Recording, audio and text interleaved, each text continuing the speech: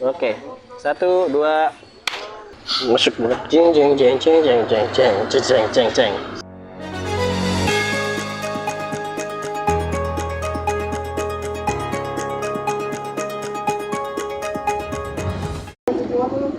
Mau minum nggak? Terlanjur sudah. Minum sudah.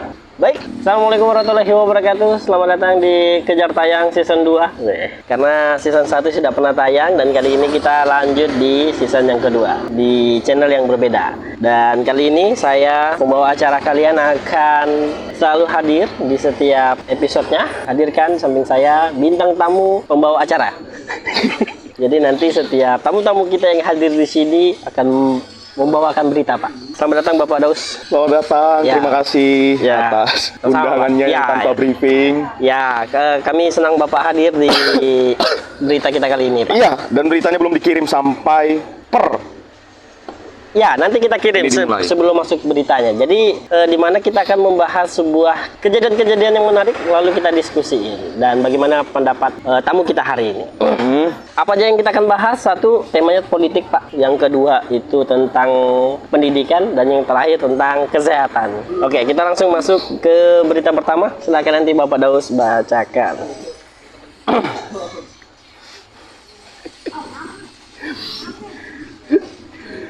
wow. Ya, Baik, saudara-saudara sekalian, teman-teman penonton.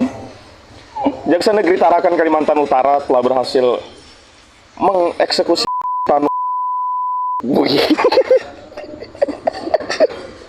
baca.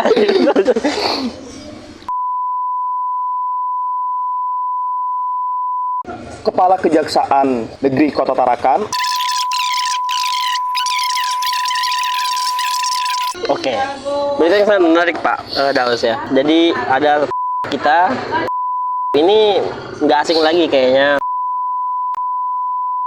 Bagaimana tanggapan Bapak, Pak Daus, tentang berita ini? Saya no komen sebenarnya. Lihat ke kamera Pak ya.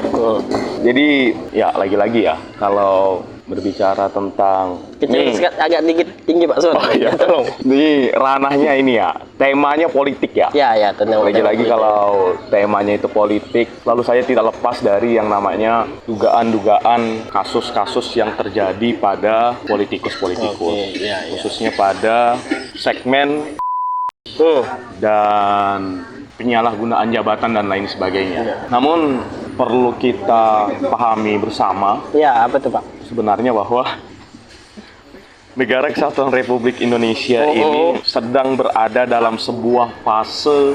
Yang pertama adalah tentu kita menghadapi bonus demografi. Oh ya. Lalu kemudian Boleh menjawab pertanyaan saja yang to the point Pak, untuk hemat durasi ya. Oke. Mohon maaf nih Pak ya. Lalu kemudian yang Ya. selanjutnya adalah kita menyambut generasi Indonesia emas di tahun Oh, iya, 2045. Maka ketika negara ini masih diselimuti atau masih diisi oleh para Tikus. tikus ya bahasanya, para tikus, Ya. maka Ini tikus satunya. saya tidak menyebut ini. Saya menyebut ini untuk secara Gambaran umum. secara meluas, secara merata iya. kepada orang-orang yang mungkin Pejabat kita yang iya. Iya. Bapak sepakat kalau itu harus di Oh iya, sepakat banget bahwa dia harus dipangkas dan diberantas secara tuntas walaupun sampai ke akar rumput. orang itu kita kenal. Walaupun itu orang itu kita kenal, walaupun orang itu adalah Kayak maksudnya walaupun orang itu adalah kerabat atau mungkin teman main dan lain sebagainya, ya yang namanya kejahatan harus dihapus. dihapus tuntas, apalagi dia menjadi seorang tokoh publik yang tentu akan menjadi cerminan dan gambaran bagaimana keadaan sebuah bangsa tersebut. Wah, sangat menarik Bapak Daus ya. Kita berharap semoga para pejabat-pejabat kita, para caleg-caleg kita yang akan ikut pesta demokrasi Di tahun 2024 ya. akan menjadi pejabat-pejabat yang amanah. Oke, baik, kita masuk ke berita selanjutnya. Silakan nanti dibacakan Bapak. Iya, siap. Masuk ke tema pendidikan, Pak. Pendidikan. Ya. Baik, kampanye di sekolah ancam keberagaman di institusi pendidikan. Izin berkampanye pemilu di institusi pendidikan yang dikeluarkan Mahkamah Konstitusi baru-baru ini menuai pro kontra. Padahal ini bukan isu baru, kata Neni Nurhayati. Isu ini selalu muncul dari pemilu ke pemilu.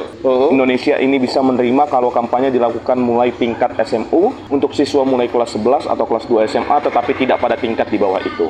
Ikatan Guru Indonesia dengan keanggotaan yang luas juga membahas izin MK ini. Mereka menyimpulkan bahwa efek berkampanye di sekolah akan sangat negatif. Kekhawatiran pada anak didik terutama yang belum mempunyai hak pilih membuat mereka berketetapan bahwa sekolah perlu dilindungi dari politik praktis. Ini apa ya namanya ya? Kampanye-kampanye di sekolah itu ternyata dilarang. Iya, temanya pendidikan tapi masih ke politik juga ya. Ya, agak berat temanya. Tapi saya sepakat dengan kampanye itu boleh, tapi tidak di lingkungan sekolah. Dan ya benar, kampanye itu sah-sah saja asalkan dia memenuhi mekanisme yang telah ditetapkan oleh KPU maupun Bawaslu. Tapi tidak di lingkungan pendidikan ya karena itu tadi, karena khawatirnya adalah merusak citra lingkungan pendidikan. Yang dimana itu adalah tempatnya untuk kemudian mereka belajar, mereka menimba ilmu dan lain sebagainya, tapi mereka ditunggangi oleh kepentingan-kepentingan yang sebagian orang inginkan. Ya. Artinya kan pendidikan politik itu perlu, tapi biarkan itu menjadi ranah KPU, ranah Bawaslu untuk kemudian menyelenggarakan itu, lalu kemudian mengundang sekolah-sekolah untuk memberikan pendidikan politik itu seperti apa. Politik secara praktis yang langsung diterjunkan atau diluncurkan oleh para praktisi-praktisi politik itu di lingkungan-lingkungan pendidikan. Itu yang kemudian tidak baik, sehingga itu yang akan menjadi hal negatif untuk anak-anak yang sedang menempuh pendidikan. Jadi Anda juga artinya tidak sepakat yang dilakukan karena tapi ternyata isinya caleg semua. Yang bahaya adalah ketika yang dihadiri oleh yang bahaya sebenarnya adalah video ini. Pertanyaan ini sebenarnya, kenapa pertanyaan ini harus dilontarkan? Saya nggak tahu, saya nggak hadir kemarin, saya nggak ikut, jadi saya nggak tahu bagaimana persis hal yang terjadi dalam, itu kan nggak tahu juga tuh. Diikuti oleh mungkin ada Pak, ada Pak. Itu ngeribut lu mau. Jangan begitu, aku musuh le. Panu gitu Pak, banyak sekali sama ibu. Secara tidak langsung ya merusak ya sebenarnya ya. Iya, karena di lingkungan pendidikan. Saya coba baca sekali lagi, ada tadi di poin ya, biar tidak salah. Iya. Kata si Direktur Demokrasi and Electoral Empowerment Partnership itu bahwa Indonesia ini bisa menerima kalau kampanye dilakukan mulai tingkat SMU untuk siswa mulai kelas 11 atau kelas 2 SMA, tapi tidak pada tingkat di bawah itu. Oke lah, anggap saja kita pakat pada poin ini. Maka ketika melibatkan di dalamnya itu ada kemudian anak, katakanlah dia belum memasuki kategori pemilih. Ya. Maka ini kan menjadi sebuah hal yang sangat fatal ketika ini pun dilakukan di lingkungan pendidikan. Poinnya itu. Ya, semoga aja nanti kedepannya ada SOP. Ada SOP yang kan kita belum dapat SOP yang pasti kan, seperti apa penyelenggaraan edukasi politik yang baik dan benar. Sebenarnya sudah ada mungkin. Ya, mungkin sudah ada ya. Tinggal bagaimana kita mentaati aturan yang kemudian telah dibuat tuh dengan bijak lagi. Oke, baik. Terima kasih Pak Daus ya atas berita kedua. Kita masuk ke berita selanjutnya, terakhir tentang kesehatan. Nah, semoga aman ini tentang kesehatan ya. Insya Allah ini aman Pak. Berita ketiga dengan tema kesehatan, batu sebesar jeruk bersarang dalam. Kok bisa?